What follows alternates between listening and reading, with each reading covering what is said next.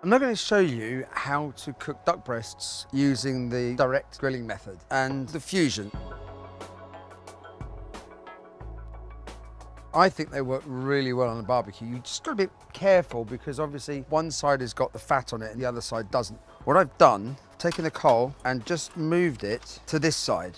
So what I've created is like a variant heat source, which is hotter at this side because it's got more charcoal and cooler at this side. I'm going to start them off on this side, just for a little bit. The gentler heat there will start to render the fat less aggressively than if I was to put them on this side. You don't have the problem of it dripping onto the charcoal, causing those flame ups.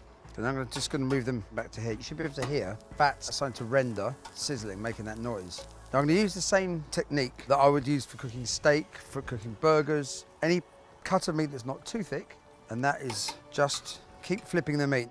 With the steak, for example, flip it every 20 seconds. With duck breasts, because there's this thicker layer of fat, I'm going to be cooking it slightly more on the fat side than the lean side. I'm going to try just squeezing some of this. Oh, that's delicious actually. This smoked orange juice starts to kind of vaporize off the surface of the coal. The fat takes on flavor.